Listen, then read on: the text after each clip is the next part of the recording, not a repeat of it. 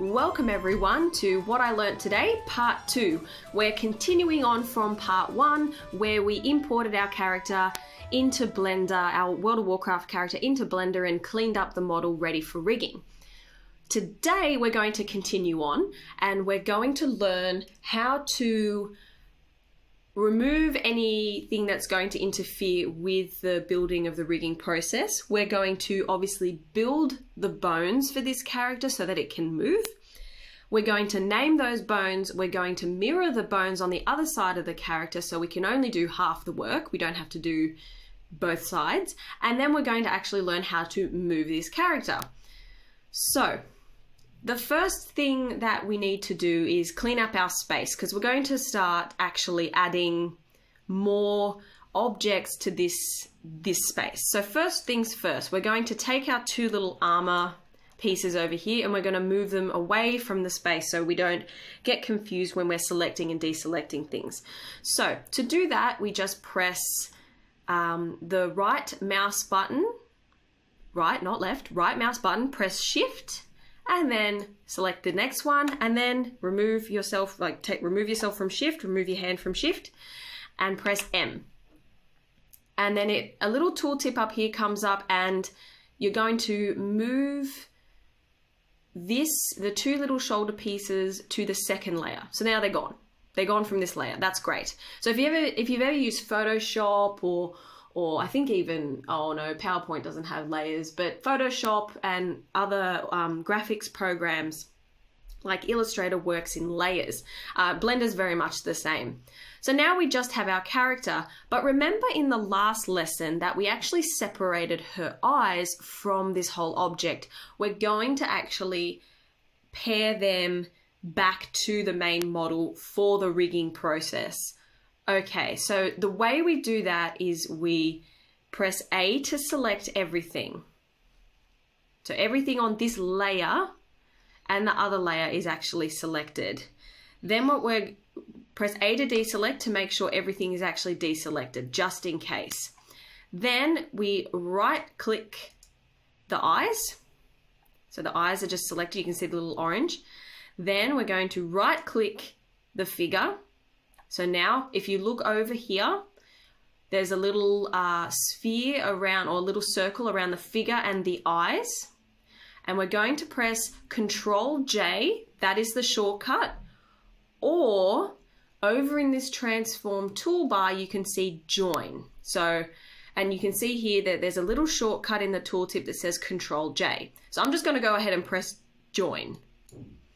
All right, so now if we move this character by right clicking, the whole character should move. Her eyeball should go with her. Great. Right click to go back into the center. All right, so zooming out, resuming in just to center the model. Excellent. So now she's one character. Now, just to make sure that you didn't miss this vital important step in the beginning, we're going to toggle into edit mode here. So you should see all these polygons or triangles or rectangles. We're just going to call them polygons because they're faces with or shapes with multiple vertices. We're going to go into wireframe mode. As you see, her eyeballs are selected. A to select everything. So everything should be selected and orange. We're going to go into this remove toolbar here and say remove doubles. Just in case you missed it last time, we need to remove these doubled up corners. The next thing we're going to do prior to rigging is we're going to go with everything selected into shading and UVs. These things here called normals, what it does is it makes sure that all the faces are facing the correct direction. So we're going to recalculate those just in case in the import and export of our model viewer, things may have gotten a little bit flipped around. So now she is ready for rigging. Now you can rig this character as it is now, but what you'll notice is that if your WoW character has long hair and that long hair is embedded in the mesh like we have here, so I'll go into object mode and I'll go into solid, you can see her plait is embedded in her back like this. Now, what happens when you build the bones? The building of the bones is not a problem, but when you go to actually tell the bones to be associated with those certain polygons, it cannot do it automatically. Blender can actually mathematically calculate what polygons to be associated with, called vertices or the corners. Now, having this in here confuses the whole situation pretty badly. So what we need to do is actually, like we did the eyeballs last section, is go through, and if we go into edit mode, we go into wireframe, A to deselect everything. We actually have to select this long plait here. Now, your character might not have a long plait. There is another way to do this much faster, is that when you import your character, her hair is actually separate, and you can actually take her hair off like a wig and take it off that way. I will show you how to do that later. But if you have imported the character, gone through all these steps and realized, oh, I've got hair in the middle of my mesh and you need to remove it, this is actually a good little tutorial on how to manipulate vertices, like that could be complicating the rigging process. Okay, so I'm not going to do that on camera, but all you have to do is, using the black dots as your guide, press shift, and having face mode selected, you're going to press the polygons that are associated with this plait here. Now, it can be a little bit hard on the eyes. Cool. All right, good. So, and you're going to continue all up and down the back here. Now, I've done this off camera, and I'll show you here. I'll open up the Blender file associated. Okay, here we are. So you can see I've selected her plait. I've left her hair tie here. A to select, deselect everything, and I've moved her plait out of the way. So we now have this separate. Now, her, if you select the figure, it will be selected. It is actually still part of the same object. So if you move the plait, everything will go with it. We need to change that. We're going to take the plait and put it on a separate layer, because we're actually going to rig it separately, because the movement of her hair is very different to the movement of her arm or her leg. We're going to use a separate rigging system for her plait called bendy bones. It's a different type of bone that allows more fluid movement. Okay, so what we need to do is A to deselect everything. Now, pressing Control and the left click, we're going to lasso select everything here. And that should select all the faces on the plait. Good.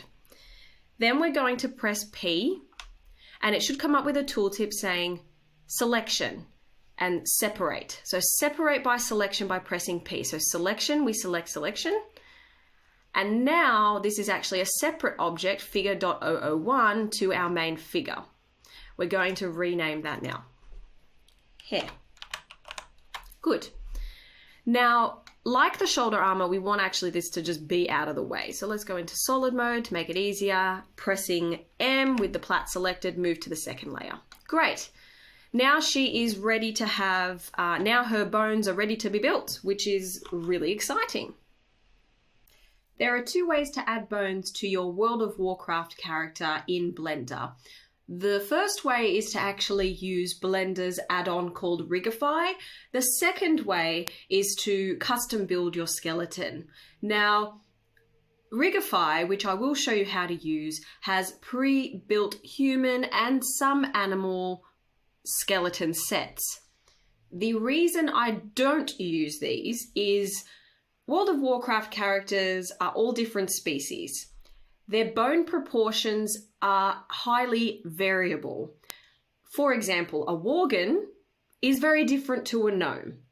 So understanding how a character moves by building and custom building your own skeleton is actually extremely important, because then you can achieve more complex movements, and you can also achieve very different movements for fantasy characters.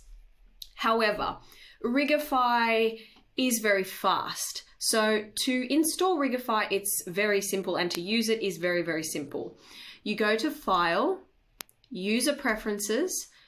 Generally, you'll come up with this interface section. I'll click add-ons, scroll down, it's in alphabetical order, scroll down to Rigify, and that will actually be up like this.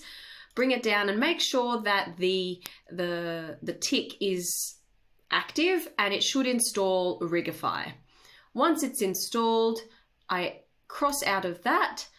We can actually add the pre-made skeleton. So Blender has a great way of controlling the spawn point of any added object.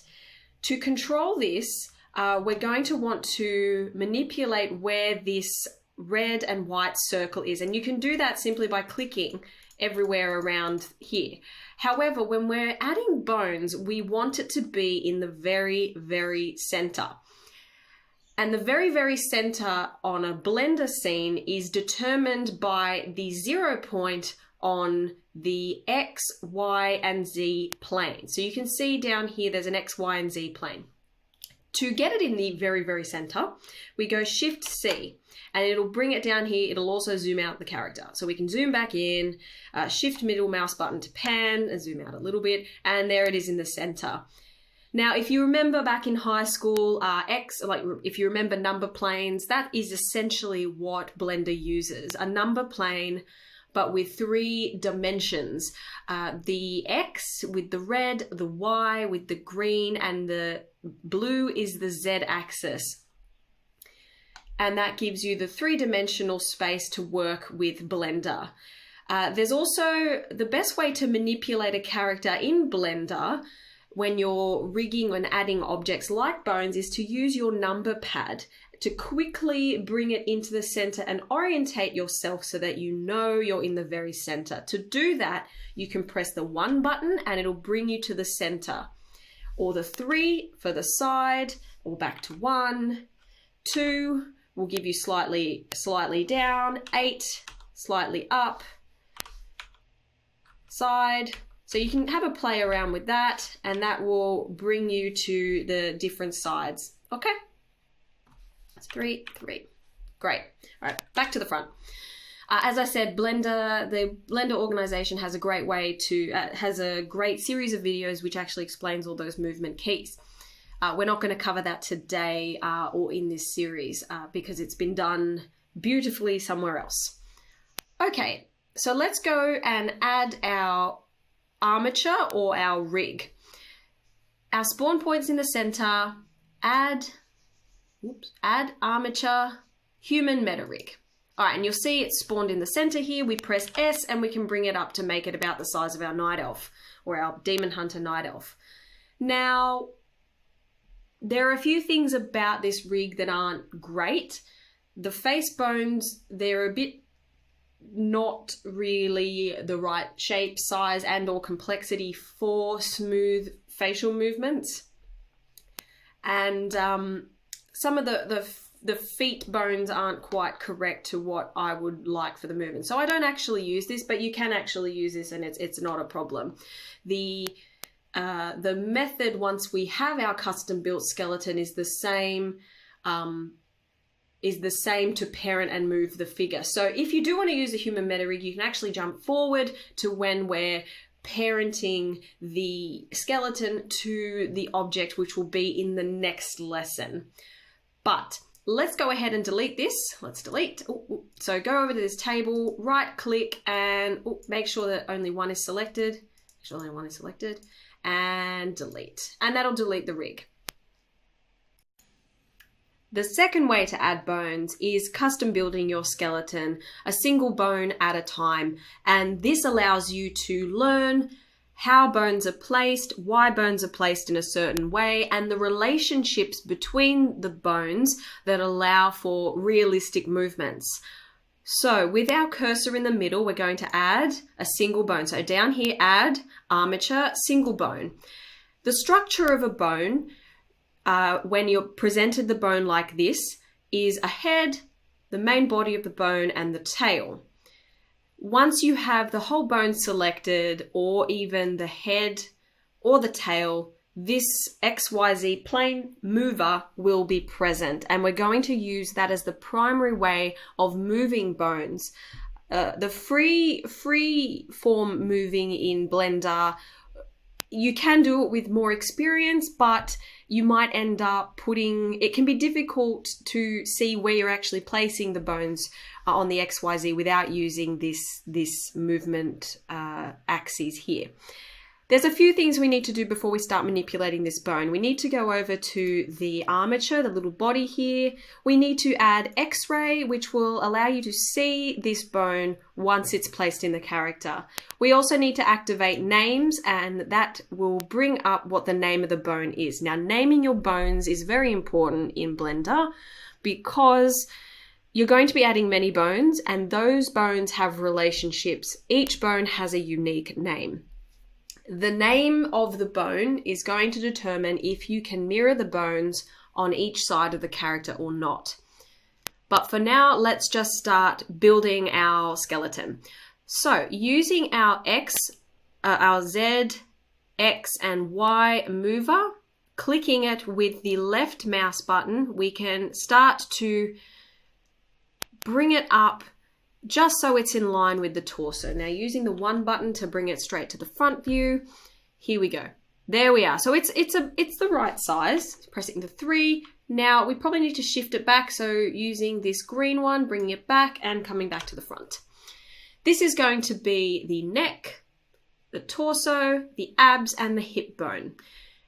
Right now, this one big bone is not going to do all that work for us. So we need to start segregating this bone. Going into edit mode, you can select the tail, the main body, or the head.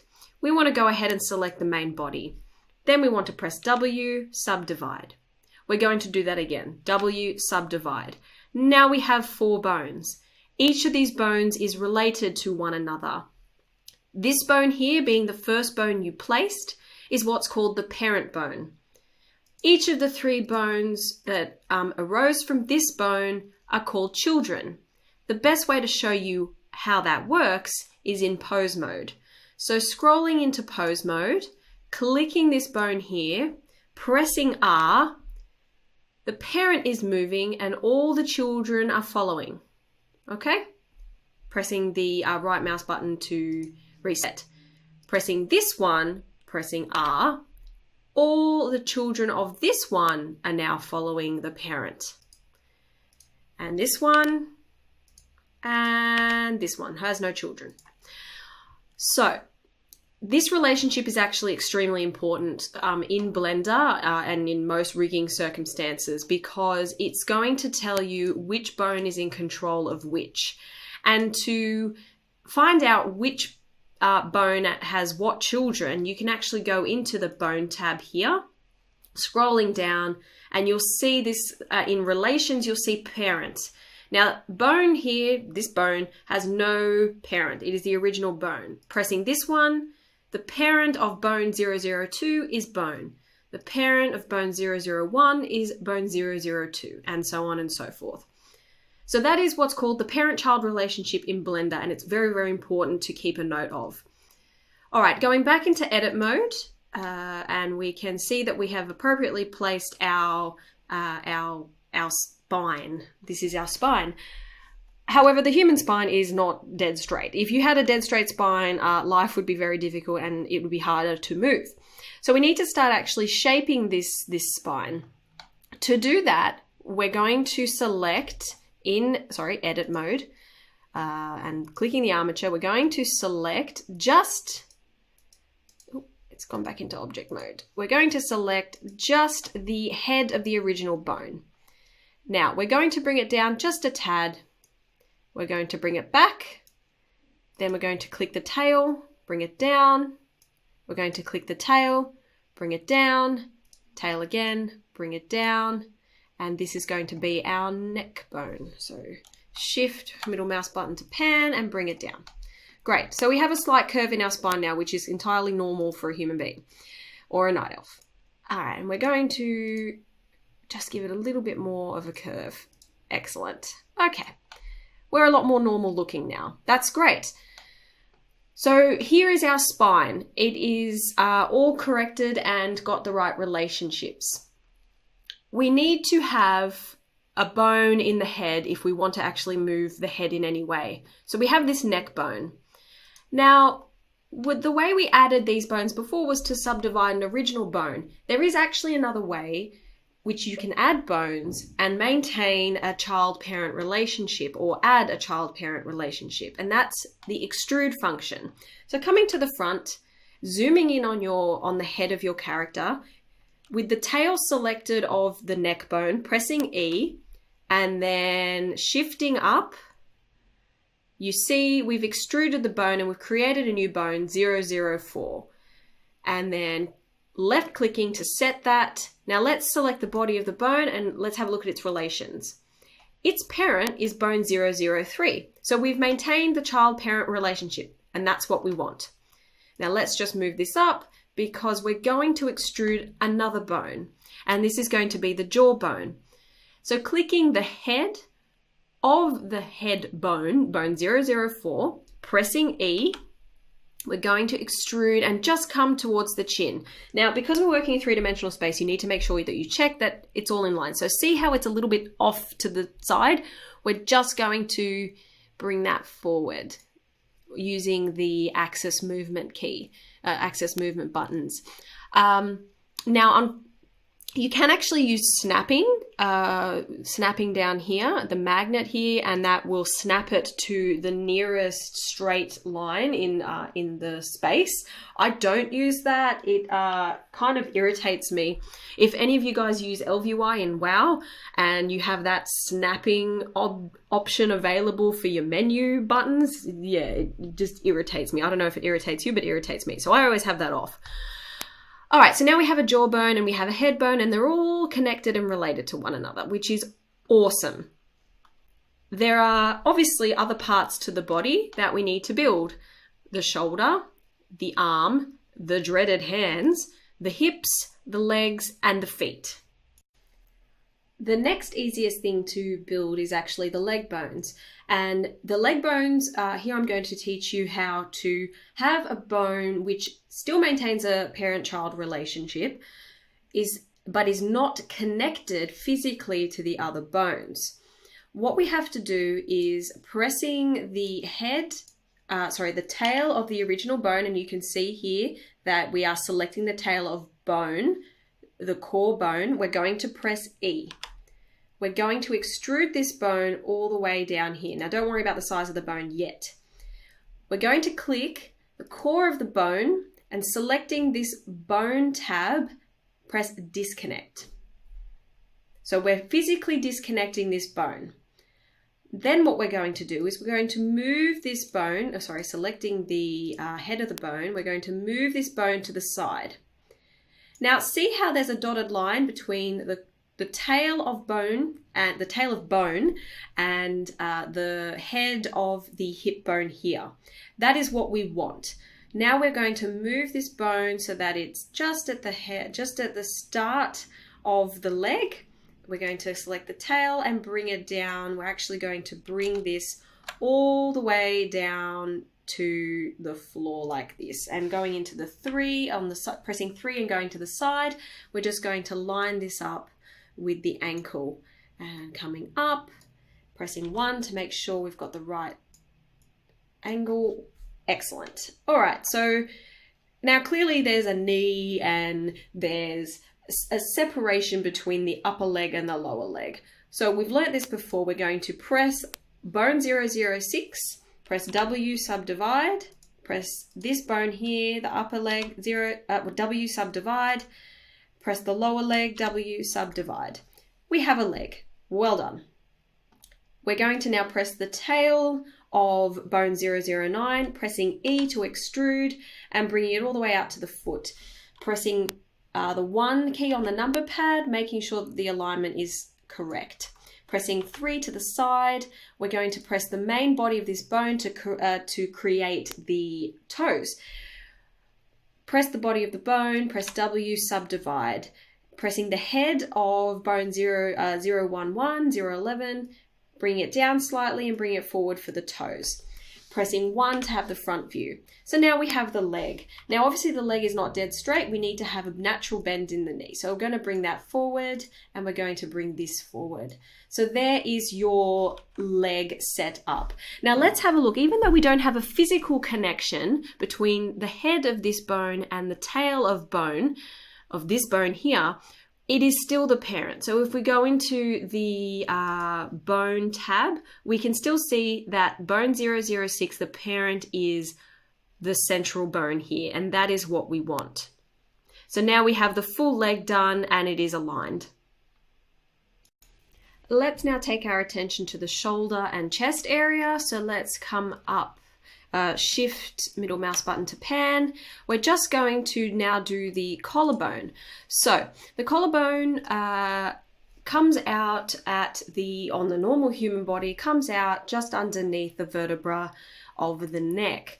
Now currently we don't actually have that defined in our upper body bone. So we actually need to subdivide this bone here, selecting bone 003, pressing W and subdivide, bringing it up slightly so we now have a neck bone. We want to bring this back slightly. Okay. Pressing extrude, which is the E key with the head selected of bone 12, we're going to bring that collarbone out. Now bringing the neck bone slightly down to resemble a normal human collarbone. So here is our collarbone. It's the thing that's going to allow us reasonable control of our shoulder and our trap muscle and our trapezius object muscle, even though objects don't have muscles. I've always had problems with shoulders on objects, so the way to best rig shoulders because of the rotational movement is to have as many bones present in that upper shoulder area to control the rotation. So even though the upper arm really is just, in the human body, is really just one bone, we're going to separate it into 2 bones. Now we're going to use a similar technique to what we had before when we're not physically connecting our upper arm bone to the collarbone. We're going to have the parent-child relationship still present, but it's going to be separated. So we're going to press the E key once again to extrude and bring it down to the elbow. Now we're going to press the head of this bone. We're going to disconnect it. We're going to, we didn't quite have the right bone selected. There we go. Good to know. So let's reconnect that. Let's reconnect all of that. Now making sure that you actually have this one selected, we have bone 014 selected. Pressing disconnect, you'll see that it comes up as its own size of a bone. And now with the head selected, we can now shift that and bring it down into the shoulder. All right, so there is our shoulder bone connected to the collarbone. Now pressing the 3 key, making sure that our alignment is okay, zooming out and just bringing this back slightly, bringing this back slightly to ensure that it's in the center of the shoulder. Okay, shift middle mouse button to pan. We're going to extrude once again and bring it down to the wrist. We're going to extrude once again. E key, extrude once again and bring it down. We're not going to do hands right now. That's going to be a little bit later. All right, so this is still not enough movement in the upper shoulder region for, I guess, realistic rotation. So we're going to press bone 14, W subdivide, press 15, W subdivide. All right, now we have an arm. And that arm is by no means aligned, it seems. So we're going to select all 3 bones and just bring that slightly forward. Select the tail of this bone, bring it forward. Tail of this bone, bring it forward. Making sure that it's all in line. The elbow bone obviously needs to come up a little bit. Okay, coming forward. See how in 3D space you can really not align things right. And snapping does help with that a lot. But as I said, it just annoys me. So now what we can do is begin to, now that we have the feet, we have the arm, we have the head, we can focus on the chest and the hands. So we're going to do the hands now. So coming into front view and then side view, pressing 3, we're zooming into the hands here. Now people tend to freak out a little bit about hands in every situation, in any art form. But for rigging, it's actually not too bad. Blender has a really easy way to do it. So this bone here is going to become our wrist bone. We're going to try and make her hands as realistically like human hands as possible when it comes to its bone structure. So if you think about your own human hand and the way it works, you have a wrist bone, and then you have the 4 long fingers coming out and different, I guess, segments to your finger bones. And those bones are within the palm and then extending out into the fingers. The same goes for the thumb. So we want to emulate human bones as much as we possibly can. So we're going to bring this a little bit in and have that as your wrist bone. Using the extrude function, we can now start to build the set of bones that are within the palm. So selecting the tail of bone 16, which is our wrist bone, pressing E, lining it up with the knuckle. Once again, going back to bone 16, pressing E, lining it up with the knuckle, pressing E, lining it up with the knuckle, pressing E, lining it up with the knuckle. All right, we haven't quite got it inside the mesh, but we can line them up like so. Up and up. That's not too bad. It's not too bad. Okay, up and up. You can actually turn X-ray off, going into the body tab here, or the armature tab, and pressing X-ray. And you can see that, yes, it is within the mesh. Just maybe moving this one slightly to the side, turning X-ray back on. Now we can see it once again.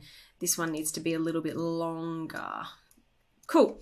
All right, now we're actually going to disconnect these bones from the parent. We're going to maintain that parent-child relationship, but we're going to disconnect it. So pressing on the main body of the first finger bone, you're going to disconnect it by unticking the connected, press the body of the bone here, selecting the head of that bone, making sure it's bone 19, and then moving it to the side here. We're going to do the same for the rest of the bones. Disconnect, move it. Forgot to press the body of the bone. That's why it's very important. There we go. The tail is bone 16. Sometimes it can be a little bit tricky to do it. So disconnecting and selecting that, coming forward. All right, good. That's all done. Pushing this to the side slightly. All right, disconnecting the next bone, selecting the head here and moving it to the side, selecting the whole bone body here, disconnecting, selecting the head of that bone and head of the bone we want to move and bring it to the side. All right, there we go. So we've begun the fingers here. All right, so what we want to do now is actually create the fingers. So the fingers have 3 sections. This first section here, the second section here, and the tip of the finger that moves, just like our own fingers. So we're going to, instead of extruding every single one singly, we're going to use the subdivide function. So pressing E on the tail of the first finger bone, extruding all the way out to the tip, E, extruding out to the tip, E, extruding out to the tip, E, and extruding out to the tip. Making sure that the sphere of the finger bone is actually within the mesh in the center here. Now there is actually a shortcut key to make sure something is in the center of a mesh, but I've completely forgotten what that shortcut was. And I haven't been able to find it on the internet yet. So I just manually move it because I'm stubborn. All right, so now what we're going to do is subdivide these bones. Subdivide, clicking the last one, subdivide, and bringing this sphere to the edge, bringing this sphere here, and this is in line. Ooh, this is in line with the knuckle. So if you're noticing, I'm not actually using the axis transform to do this. I'm using free transform, and what that means is instead of moving along an axis like this by clicking the green arrow, I am right-clicking the sphere and actually moving it in 3-dimensional space. I would use this way to do fingers because fingers, I use a combination of axis and free transform for fingers because they can be a little bit more fiddly than your normal bones. All right, so there we go. That doesn't look too bad. So we're going to do the same thing to the rest of the bone. Subdivide, subdivide, subdivide, subdivide, pressing the W key to do this. And they're pretty much in line as they are. So it's not too bad. We're just going to bring the tips right to the tips of the fingers to make sure that every single corner, when we're assigning the vertices, when we're assigning the sphere of influence that these bones are going to have, to make sure that they are going to select all the correct corners for movement of this mesh.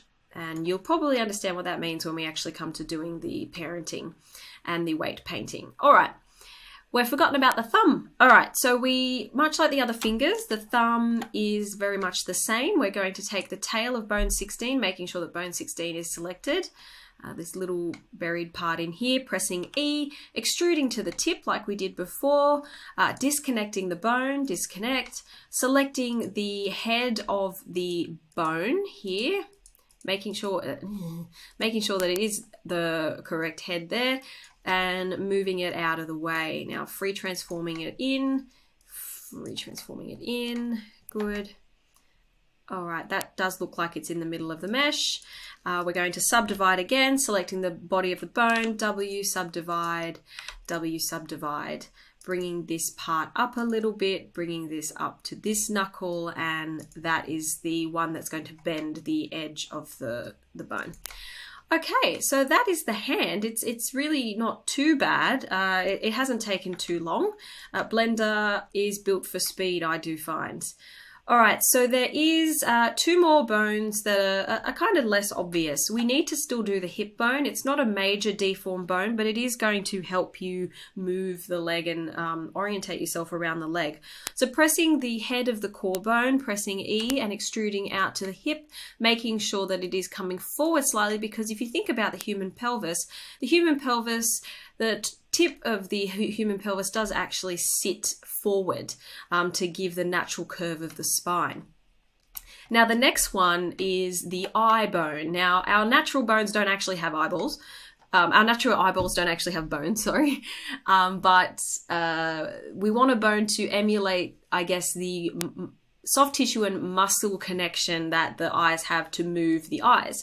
So we're going to go to the head bone, the tail of the head bone, and we're going to press E to extrude and bringing it out to the eye here. Just like so, using the axis transform here. Now, we're going to disconnect this bone once again, disconnecting, selecting the tail, making sure it is actually the one, bone 39. As I said before, we're going to end up with lots of bones. Selecting the head, I just moved that a little bit to make sure I had that selected. Selecting, and we've managed to bury this bone, which is very annoying, so I can't select the tail. All right, let's make that a little bit smaller. Bring it across, just making sure it is in line. All right, that's a little bit too big, so we've got to selecting the tail, bringing it down, and making sure that the tail is in line with the very, I guess, the apex of the sphere of the eye. And that doesn't look too bad. I'm just going to go into wireframe mode to check that it is within that sphere. Yes, it is. You can see it's within the sphere of the eyes that we went through in the first lesson. Excellent. All right, back into solid mode. And that is pretty much the bone building done. Now we actually have to name the bones. And after we've named the bones, we can mirror these bones onto the other side. Blender is very clever in that if you name your bones correctly, it will mathematically calculate which bones need to be on this side as a symmetrical figure and do it all for you, which is just awesome.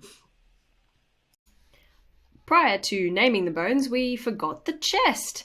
Now the chest, there's not a huge amount of movement that actually does happen in the chest, but if you do, for example, want realistic movement in the chest, it actually is a gender-specific thing.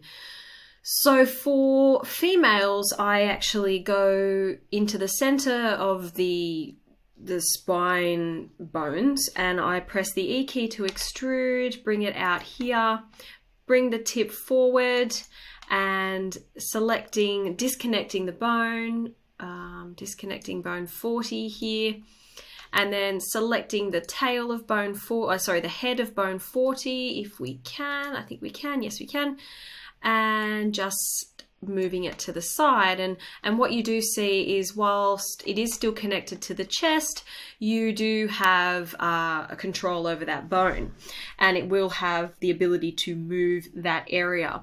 For males, it's slightly different. We're going to use this, the head of the neck bone and the head of the chest bone here to get the upper and lower pec muscles. So pressing extrude, we're going to bring it out here. Pressing extrude, we're going to bring it down here. We're going to disconnect the bones once again by clicking the body of the bone, disconnecting, selecting the head of that bone, and then moving it down. Selecting this bone, disconnecting it by deselecting the connect, clicking the head of this bone, and then moving it down. And that's the upper and lower pec. But this mesh is female, so we're going to delete those bones. Okay, so now we are actually ready to name the bones. So there is actually a format for bone naming in Blender. If we go into the armature data, what we actually can do is rename this bone. There is a faster way to do it, pressing the properties button on the side here. What you will get is all this information. Now, item here is where you actually start renaming your bones. So let's go into the core bone here. You can really rename your bones anything you like, but if you want to have Blender recognize your bones as deform bones specifically, as opposed to control bones. Now, deform bones are the bones that are going to move your mesh. Control bones are bones that help you pose your mesh or your object. Mesh, object, very similar thing, or same thing. Now, there is a format to this. So to name these bones, we're going to do it with the appropriate Blender format. So clicking the core bone here, so bone number 1, or the bone, the initial bone, we're going to call it def for deform bone as opposed to control bone, dot hips. There is no left, there is no right, it is symmetrical, it is in the center. Now there is another type of bone that we have in our deform set that doesn't actually move that much, and that is the hip bone here. You've noticed that I've actually named it def.hips.fix.l. Now, there is going to be a def.hips.fix.r, and that is going to be automatically generated by Blender when we start mirroring our bones. So go ahead and name your bones according to this convention. So this one we can call it def.abs. This we can call def.chest dot lower. Yep. Then def, this might be a bit boring, def.chest dot upper. Def dot neck. Okay. Def dot shoulder dot L. Let's call this one here.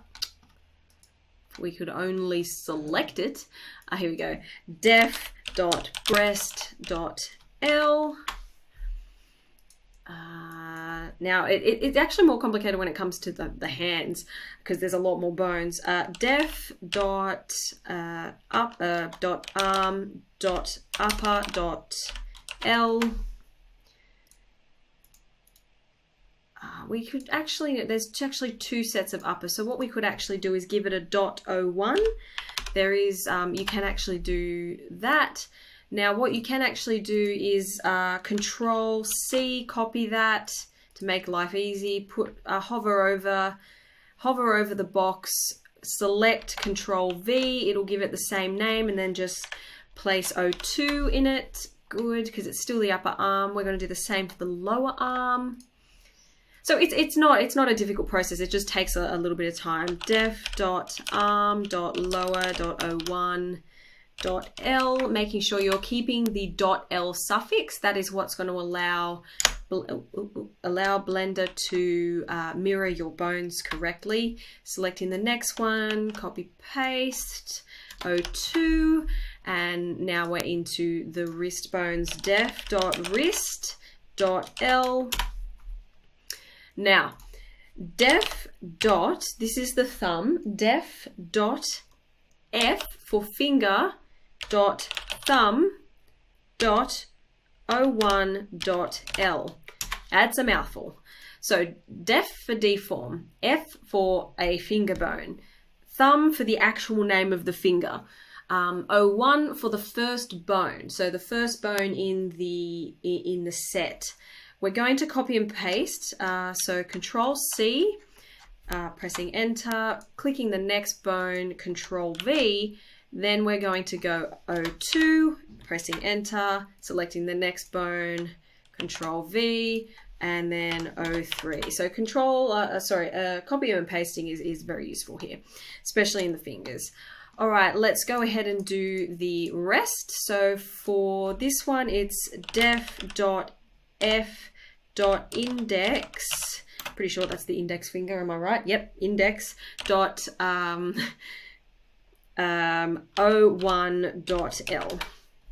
Now the reason I'm calling it L is so your character is facing you. So it is the character's left, not your left, the character's left. That's why I'm calling it L. You could call it right. It doesn't, I don't think it really matters. I've just always done it this way. All right, so let's go ahead and copy and paste that again, going through, paste, changing that to 02, changing this to 03, and the very last one, 04. Now I'm going to do the same thing for the middle finger, the ring finger, and the pinky. I'm going to do that off camera so as to not to bore you.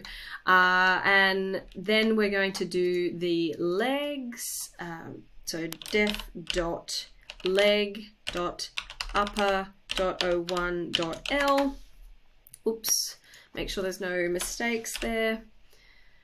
Copy and paste, copy, edit, paste, 02.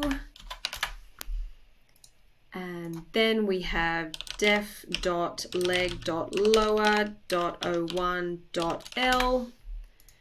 Copy, pressing enter, selecting the next one, paste, changing that to 02. All right, then we have the feet. So def.feet.l, and then the toes, def.toes.l.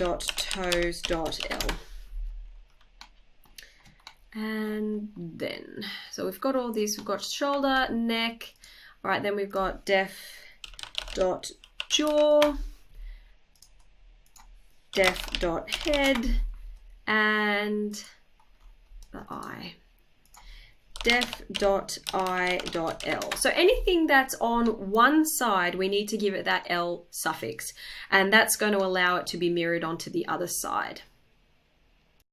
So now we're ready to mirror our bones on the other side. So to do this, we preferably want to make sure that the bone angles are all correct. So because the character is facing towards us, on the plane of on the x-axis, or sorry, on the z-axis plane, she's actually facing 90 degrees at a 90-degree angle. And this is what's called a bone roll. So to roll around its own axis itself, we need to change this. So notice that the arm is not too bad. This face is facing forward, but the leg is slightly twisted in, and that's because we extruded from this bone here. So what we need to do is just bring it back down to 90. And you notice that the bone is actually moving. We bring this back. Yep, is that at 90? Is this one at 90? Oh no, we didn't select it. So we can actually just type 90 in, 90, 90. And this is just going to make it easier when we actually mirror the bones. All right, everything else looks actually quite good. All right, so from there, now we're ready to mirror the bones. So selecting any bone on your armature, we want to make sure that the armature is in edit mode. Now we also want to select 3D cursor. Now the 3D cursor is going to basically say around what point of origin you want your bones to be mirrored on. And we want that point of origin to be the point of origin, 0. So we're going to bring our 3D cursor back into 0 as we've done before, our spawn point. Shift C to do that. So Shift C and scroll in and select any bone on the left side. So we want to tell Blender to say, I want you to select every single bone with the .l suffix and put it on the other side. So to do that, we're going to say select, and then similar suffix. All right, so that's selected everything with the suffix .l. Then we're going to press Shift D, and that's going to duplicate all the bones, and it's going to give it a .001 because every single bone in Blender needs to be unique. Now, if you move your mouse around, you'll notice that you have now 2 copies of the bone. Do not click or anything. Now, clicking on the right mouse button will bring it back. Good. Now we need to mirror these bones. So going into the armature, we select mirror and we want interactive mirror. Then it's going to ask you what axis do you want to mirror on. We want to mirror on the x-axis, meaning we want to flip this left side onto the right side. So we go ahead and press X and that should flip it. And look at that, it's done half the work for us. Oh, yay. Awesome. We go ahead and we press enter. And that's all done. Now, the one thing that's kind of gonna be annoying is the fact that it's still got this silly .001 to it because it's still showing up left. With everything selected on the right side, you're going to press W and flip names. That's going to change the .L to .R. Now, for reasons unknown, it doesn't get rid of the .001. I still have not yet figured that out. If you have figured that out, please let me know, because I just go through and I manually get rid of the .001. And that's really quite irritating. Now, the reason I do that is because when you want to pose this character, you want the left side and the right side to know that it is the right side equivalent. By having the .001, it makes it a completely unique bone. And so the left side doesn't actually recognize the right side, which is really a pain in the butt. So I can give you an example here. If we go into edit mode and we want to move this bone, for example, and we select the tail of this shoulder bone, with x-axis mirroring on in the options bar, it should move both. That's good, that's what we want. Now, if you have it .001, like we have in these leg bones, and we select the tail, it only moves that one side because it's treating it like a completely unique object, which is annoying. So we have to go through and remove that .001. So I'm going to do that off camera. It's really not that difficult. It's the same as the naming process that we went through just before. So we're getting quite close to the end now. There's just a few more things that we need to do before we actually parent this to the mesh and start moving this character. what we need to do is you just need to make sure that the bone rolls on each side are not too deformed. So the easiest way to do that is to just check either side. So if we look at this side, some of the fingers, the bone roll isn't quite right. And the bone roll, as I said before, is just what where the faces of the bone are facing across its own axis. So I'm just going to go through and make sure that the top of the finger is truly, the bones of the top of the finger are truly facing the top of the finger, just to make sure that relative to each finger it looks correct. And we just do that by the transform key keys over here. Okay, the thumb doesn't look too bad. As long as this line is in line with each of the bones, that's fine. The legs look good. Now, the hips are doing some strange things, so let's just make sure they are symmetrical. There we go. The spine looks good. The eyes look a bit googly. That's funny. Let's just, it's so hard to select the eyes sometimes. Oops. Okay. Let's just make sure that the bone roll is fine. There we go, that's better. Let's just select the tail of that and make sure that it's straight ahead. Yep. Okay. Now, we do have x-axis mirroring on, so the bone roll might actually change on this side. No, it's not too bad. All right, so here's the palm. We want to change the palm bone, make sure that's facing upward. Great. All right, so it looks like we're a-okay. So now, here's the good part. We are going to save the file, obviously. We're going to parent this armature to the figure. Now to do that, we're going to go into object mode and select the armature, go into object mode, select the figure, shift, select the armature, control P with automatic weights. It'll think for a little while. Pose mode. Hey, hello, we are moving. Now from here, you're completely free to deform the character yourself and put her in different poses. Now you can see there's actually, because of the low poly res type that is the WoW characters, you do get a little bit of deforming of the mesh itself. So I actually use a modifier to get around that. So if we go into object mode and we select the figure, this is a very odd angle, and we go into modifiers, I actually add a modifier, this modifier, the little crank tool here, spanner thing. I use subsurf, so the subsurf modifier, and at the moment, this is kind of what your polygons look like. She's quite a low poly character, even though she got updated in Cataclysm. I think we got new models. So we can actually up the number of divisions that happen. Now this does actually slow down your computer and your posing quite a lot. So I don't really do this until the rendering stage and I'm actually properly posing my character. So now if we select the armature and we go back into pose mode, you'll notice that there won't be as much, it'll be very slow because Blender's doing a lot of calculations, but there won't be as much deforming occurring. This is not the most comfortable way to pose a character because of the slowness. So I turn subsurf off, going back into the figure, going back into the modifiers, I actually get rid of the subsurf because it's too slow. But that is a way to fix it if you're looking at it going, ooh, that looks a bit ugly. So that is how you rig a character using deformed bones. There are other bones that we can talk about and we will talk about in later lessons to help you pose this character.